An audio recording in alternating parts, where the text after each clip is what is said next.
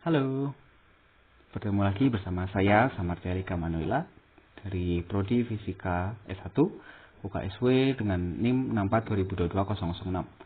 Pada kesempatan kali ini saya akan menjelaskan kepada teman-teman tentang massa dan energi relativistik menurut silabus Fisika Modern 1. Baik, kita akan masuk ke penjelasan. Yang pertama, kita akan membahas tentang massa relatif. Nah, jadi teman-teman, teori relativitas khusus Einstein yang saat ini sedang kita pelajari itu ternyata implikasinya sangat luas.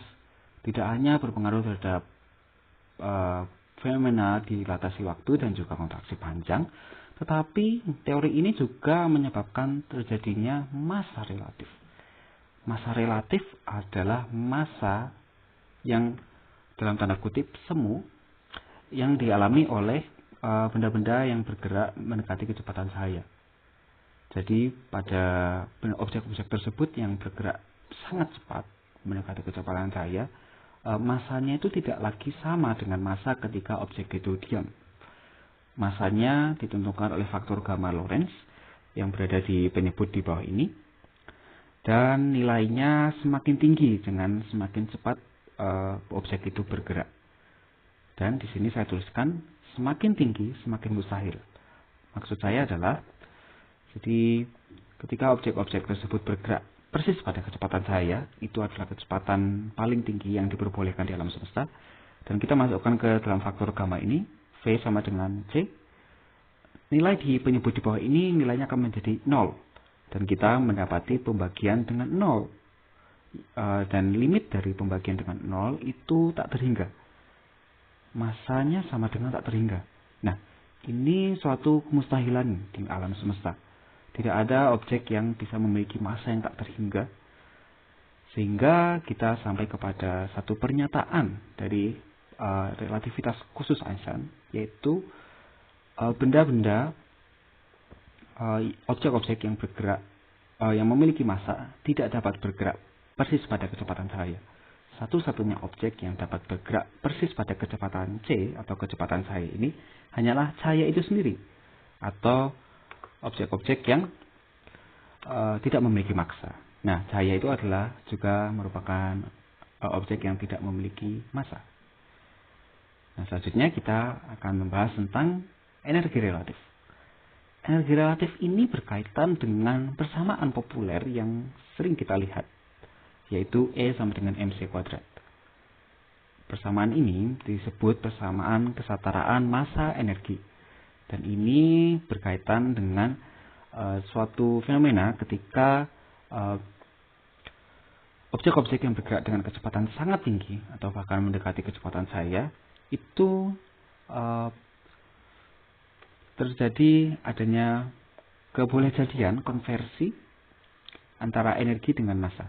Jadi pada objek-objek tersebut energinya dapat dikonversi menjadi massa, dan sebaliknya massa dari objek tersebut dapat juga dikonversi menjadi energi. Nah, tetapi teman-teman, jika teman-teman memperhatikan persamaan ini lebih detail lagi, mungkin teman-teman bisa bertanya, bagaimana dengan cahaya? Cahaya atau foton yang tadi disebutkan tidak bermassa, apakah berarti cahaya atau foton itu tidak memiliki energi karena massanya di sini sama dengan 0? Nah, teman-teman, persamaan E sama dengan mc kuadrat ini adalah persamaan kasus spesifik yang hanya berlaku pada objek-objek yang memiliki massa, atau secara lebih detailnya adalah massa diam. Jadi ini berlaku untuk objek-objek seperti elektron, proton, neutron, dan sebagainya. Tetapi untuk cahaya ada satu persamaan yang lebih umum lagi. Kita lihat di slide selanjutnya. Nah, persamaan E kuadrat sama dengan M0C kuadrat ditambah BC kuadrat ini adalah persamaan yang lebih lengkap, yang berlaku baik bagi benda-benda bermassa maupun benda-benda yang tidak bermassa seperti cahaya. Jadi pada foton atau cahaya, bukan massanya yang mempengaruhi besar energinya, tetapi momentum dari cahaya itu. Karena cahaya memiliki kecepatan, ia bergerak, sehingga ia pun pasti memiliki momentum. Sehingga pada cahaya, suku M0C kuadrat ini dihilangkan karena massa diam dari cahaya itu sama dengan 0. Jadi kemudian hanya berlaku E kuadrat sama dengan PC kuadrat yang dapat disederhanakan menjadi E sama dengan PC. Di mana P ini adalah momentumnya dan C adalah konstanta kecepatan cahaya. Dan momentum cahaya itu ditentukan oleh persamaan ini, yaitu H atau konstanta Planck dan lambda atau panjang gelombang dari cahaya itu. Kita bisa lihat di sini bahwa massa diam dari cahaya itu sama dengan 0, sehingga suku di sini dapat dihiraukan atau diabaikan. Dan dari persamaan ini teman-teman, kita bisa melihat bahwa lambdanya itu dia berbanding terbalik dengan momentum. Jadi semakin panjang gelombang dari cahaya, jadi semakin kemerah-merahan seperti gelombang radio atau gelombang microwave, cahaya itu memiliki momentum dan energi yang semakin rendah. Tetapi semakin pendek panjang cahaya dari cahaya tersebut, energinya semakin tinggi. Jadi contohnya seperti sinar gamma, sinar X, dan sinar ultra ungu. Nah, baik teman-teman, kita akan masuk ke latihan soal. Latihan soal yang pertama, kita akan mengambil contoh dari salah satu kasus yang sangat terkini. Bahasa kerennya adalah state of the art. Ini massa sebuah elektron. Jadi soalnya, berapakah massa sebuah elektron ketika partikel tersebut dipercepat hingga mencapai 98% kecepatan cahaya? Ini adalah fenomena atau kejadian yang sering terjadi di akselerator partikel seperti di CERN atau LHC, di mana elektron-elektron ditempatkan pada suatu lintasan yang memiliki medan magnet yang sangat kuat sehingga kecepatannya bisa dipercepat hingga mendekati kecepatan cahaya.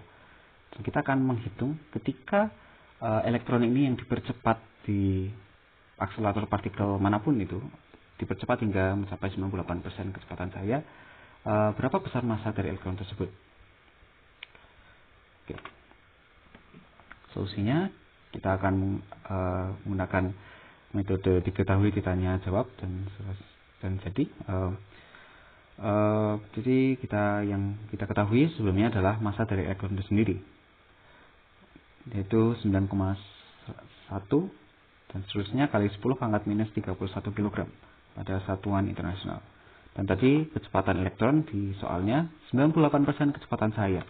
Itu artinya kecepatannya adalah 0,98 C, di mana C ini adalah kecepatan cahaya. Dan ditanya berapakah massa elektron ketika dia bergerak pada kecepatan sekian. Oke, jawabannya kita menggunakan rumus yang tadi sudah kita lihat di awal tentang massa relatif. Kita tinggal masukkan M0 atau massa diam ini kita masukkan dengan massa elektron. Kemudian V-nya ini adalah kecepatan dari elektron tersebut, yaitu 0,98 C. Sehingga ini bisa kita lihat C-nya bisa saling meniadakan, kemudian 0,98-nya dikuadratkan, dan kita jadi sampai ke seperti ini. Kemudian selanjutnya kita melakukan perhitungan matematika dasar, dan akhirnya ditemukan bahwa massa elektron tersebut ketika ia sedang bergerak dengan kecepatan 98% kecepatan cahaya, itu mendekati 4,5 dan seterusnya kali 10 pangkat minus 30 kg.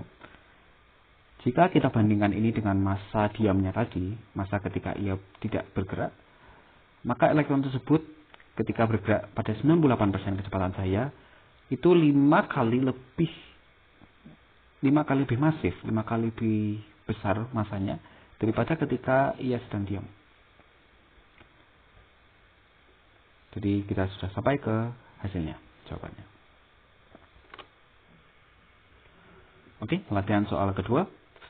Berapakah energi yang dibawa oleh sebuah sinar gamma dengan panjang gelombang lambda sama dengan 9 pikometer? Ini adalah latihan soal untuk energi relativistik. Untuk solusinya kita menggunakan diketahui, ditanya, dan jawab seperti tadi. Yang kita ketahui adalah yang pertama adalah panjang gelombang dari sinar gamma tadi. 9 pikometer itu jika kita konversi ke dalam satuan internasional itu sama dengan 9 kali 10 pangkat minus 12 meter. Kemudian yang kita tahu selanjutnya lagi adalah konstanta Planck. Konstanta Planck itu sama dengan 6,63 kali 10 pangkat minus 34 Joule second. Ini yang kita ketahui. Kemudian yang ditanya dari soal tersebut adalah berapakah energi dari sinar gamma tersebut. Oke, jadi kita menggunakan persamaan tadi, yang persamaan kesetaraan energi massa yang diperumum. Dan karena kita meninjau sinar gamma, di mana sinar gamma itu tidak bermassa, maka kita bisa meniadakan suku M0 C kuadrat di sini, dan kita hanya perlu melakukan perhitungan pada E sama dengan B kali Z. Dimana tadi kita sudah melihat di awal bahwa P itu sama dengan konstanta Planck H dibagi dengan panjang gelombangnya. Kita sampai pada persamaan ini dan kita tinggal masukkan ke nilai-nilai dan konstanta-konstanta yang kita ketahui. Ini adalah lambda untuk panjang gelombang dari sinar gamma tersebut, dan ini adalah konstanta kecepatan cahaya, dan ini adalah konstanta Planck. Sehingga hasilnya kita bisa menemukan bahwa energinya itu mendekati 2,2 dan seterusnya kali 10 pangkat minus 14 Joule. Atau jika kita konversikan ke dalam elektrovolt, itu nilainya 137,772 mega elektrovolt. Dan ini adalah energi yang sangat besar, teman-teman. Jadi jika energi ini dan sinar gamma yang sebesar ini energinya mengenai tubuh kita, anggota tubuh manapun itu, kita jadi berpotensi terkena kanker. Itu sebabnya kita jika ingin memasuki area yang penuh radioaktif, dan seperti instalasi nuklir, PLTN dan sebagainya, kita diwajibkan untuk menggunakan pakaian khusus, pakaian keselamatan. Dan sebaiknya kita tidak bermain-main di sana. Jadi kita menemukan energinya dari sinar gamma tersebut dan selesai.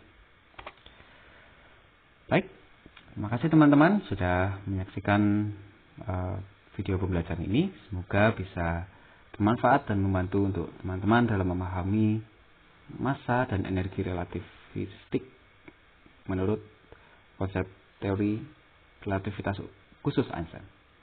Terima kasih, sampai jumpa lagi.